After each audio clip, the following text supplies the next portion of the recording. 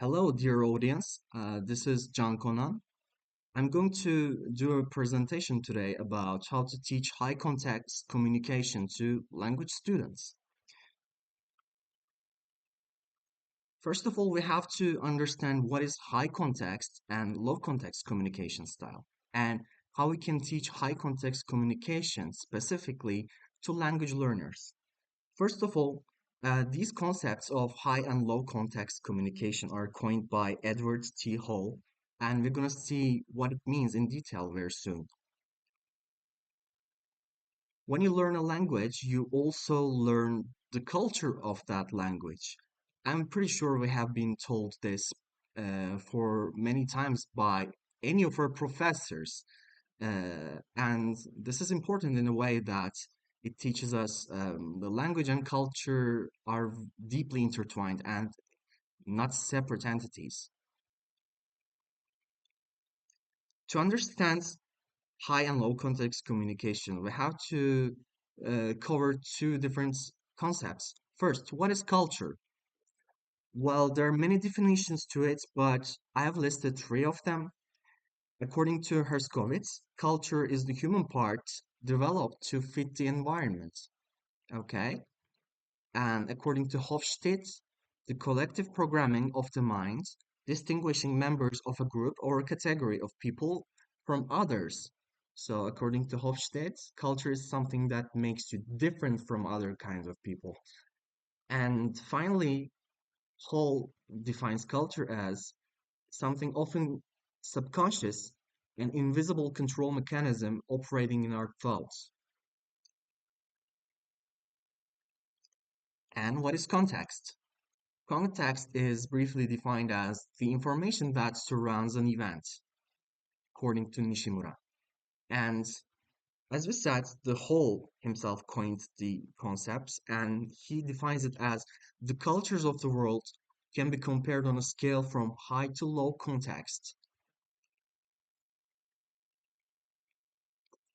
Here we have some definitive parts of high context and low context cultures.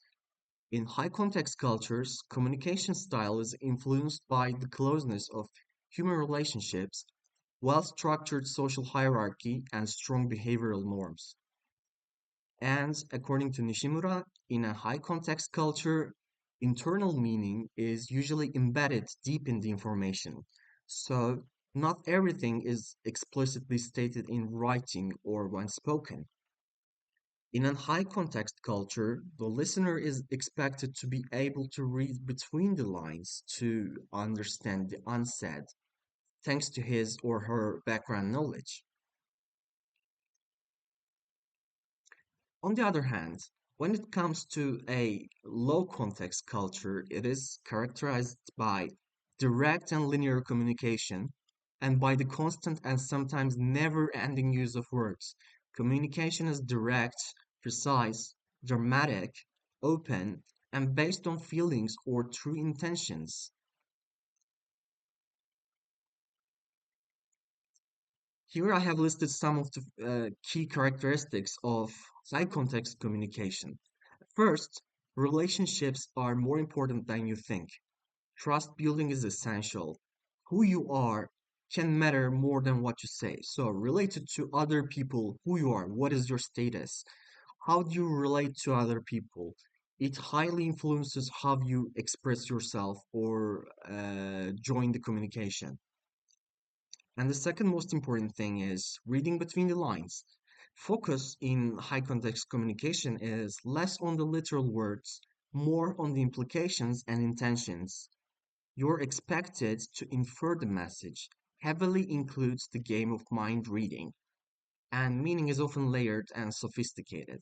So, whatever you are trying to convey, stating this in a very direct and clear manner is seen as it can be seen as a little bit rude in high context communication, or let's say not deep enough. And embracing nonverbal cues is actually very important. Posture, pauses, facial expressions, tones, and silence can carry more meaning than the spoken words. Indirect style, being overly blunt and explicit, is discouraged in high context communication style. Saying no directly, especially this is very important, is seen as rude. Recommendations, opinion statements, and disagreements are navigated through with significant amount of buffering. And the high context communication requires deep mastery of the given culture and its traditions, beliefs, social norms, humor, irony, and all of its shared aspects. Speeches are full of references to the culture, so you're expected to know quite a lot of amount of background of that culture to be able to navigate communication successfully. That's because, as we stated, the high context communication assumes that you are already an insider. So here's the low context communication, probably the opposite approach to how people express themselves. But first of all, verbal clarity is prioritized in this kind of communication. Speaker explicitly tells their intentions in detail, leaving no place to ambiguity, and they prefer clarity. Words are taken literally in this kind of communication. Whatever is said is equal to what is intended. No mind reading, no assumptions, and no expectation of the other party to understand what you're trying to imply. You, as the communicator, are responsible to clearly convey your message in this culture. In relationships and businesses, expectations are verbally stated. Agreements and rules are preset to avoid conflict. Getting straight to the point, low context communication is highly pragmatic and practical. Conversations are structured, linear, chronological, and small talk is also scarce. Efficiency is the top value in this kind of communication. You want to avoid all kind of unnecessary expressions in favor of clarity. And also feedbacks are handled differently. They're direct. Conflicts or disagreements are directly addressed. Personal opinions are uttered without buffering, directly. This might be uh, seen as harsh or rude by members of high context communication, but it works differently in low context. And the most information is expected to be in the transmitted message in order to make up for what is missing in the context, according to Hull. And these cultures rely mostly on, since they rely on explicit messages, uh, they more rely on written rules and laws and agreements more than in high context cultures. Here's a quick note about high and low context cultures. Low context cultures typically value individualism over collectivism and group harmony. And on the other hand, high context cultures heavily rely on their history, traditions, status, relationships, hierarchy, and religion in order to assign meaning to their communications. So here's a quick chart. Low context is more associated with Western and Nordic cultures, with aligning with individualism, and high context culture, communication is more associated with traditional Eastern and African cultures, West Asia, Eastern Asia, and for example, we're going to see some of the countries and examples in following slides. And here's another chart to explain how communication works in these two different styles. Low context communication, as you can see, is pretty clear, while high context communication has a lot of buffering, a lot of going around, and indirectly stating the message, expecting the other party to understand you.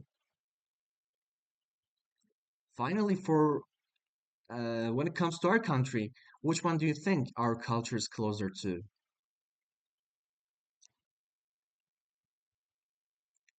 Here's a chart of some countries about where they fall on the spectrum. As you can see, when you look down the chart, the low context cultures more include Nordic countries and Anglosphere countries, Canada, USA, Sweden, Norway, Finland.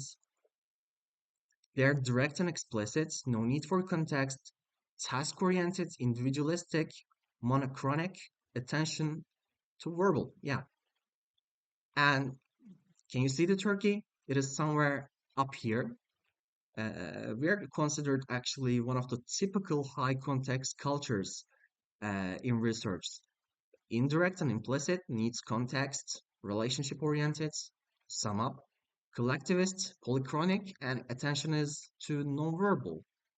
The top cultures in high context are China, Japan, South Korea, as you can see, India, Russia is also included, and Turkey is usually in top of the many charts.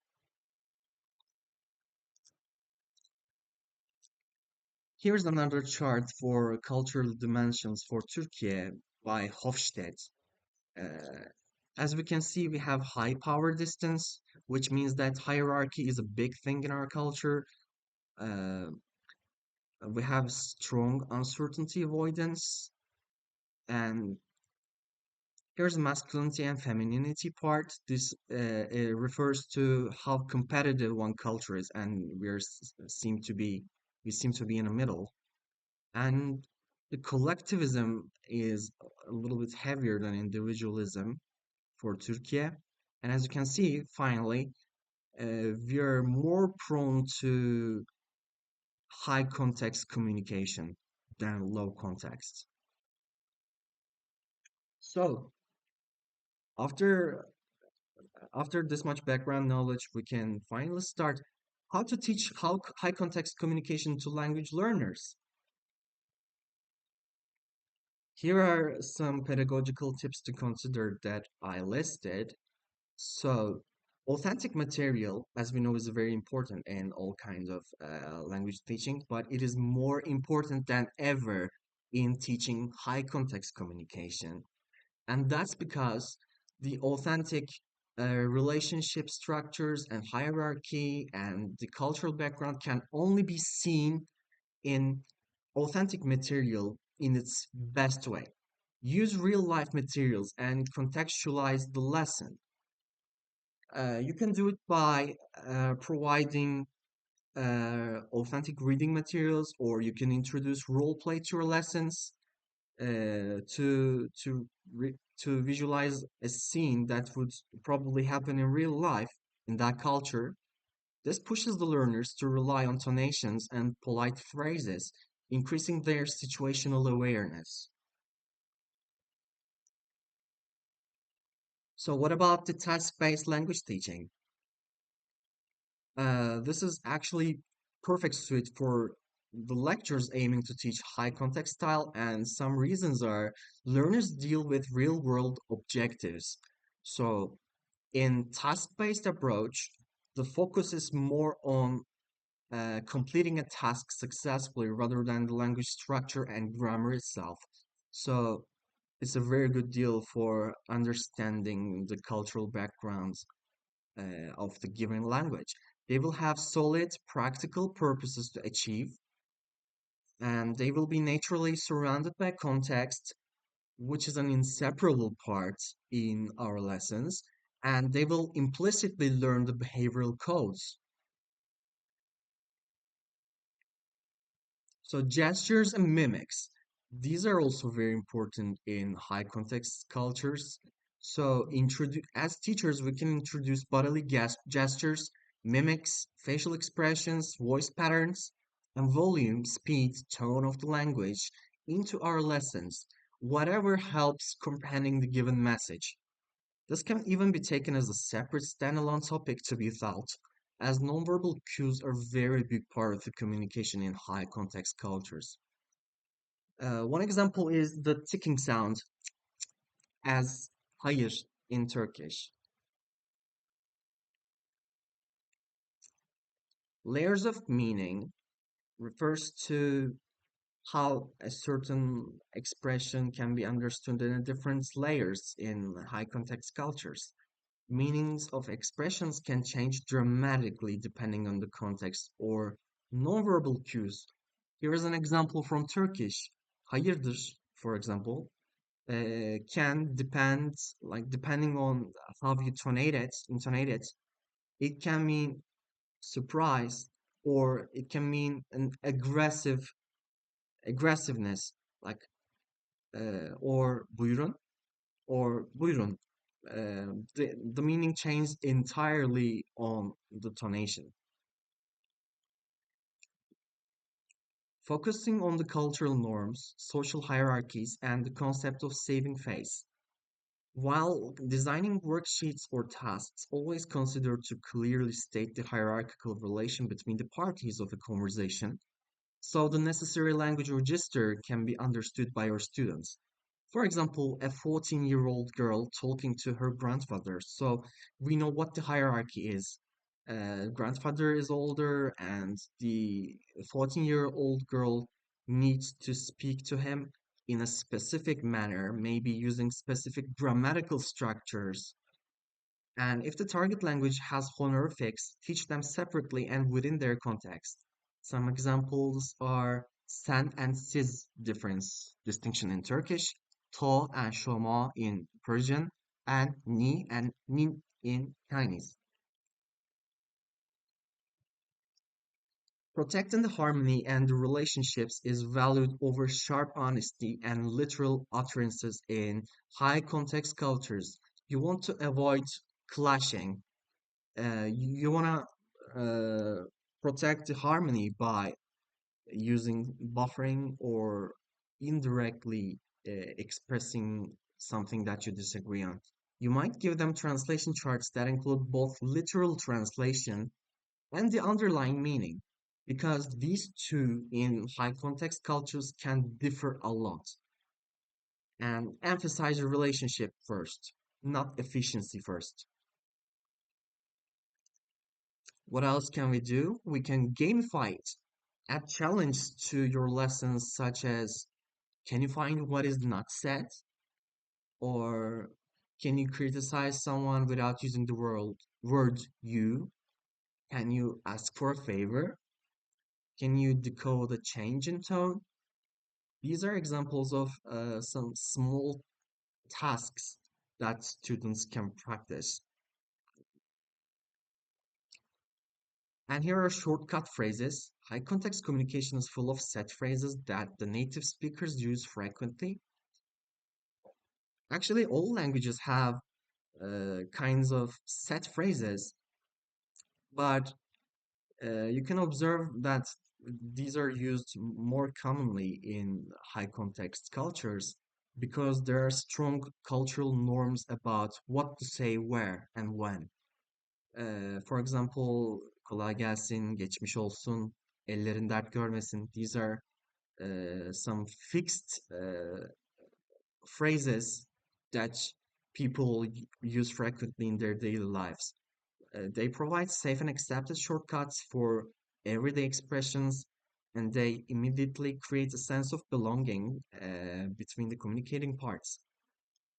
These are not just phrases, these are passports of belonging, of being a cultural insider, of being one of us. It's recommended to teach these phrases as whole. That was it for my today's presentation. Thank you for listening, and here are some of my references that I used while creating the slides.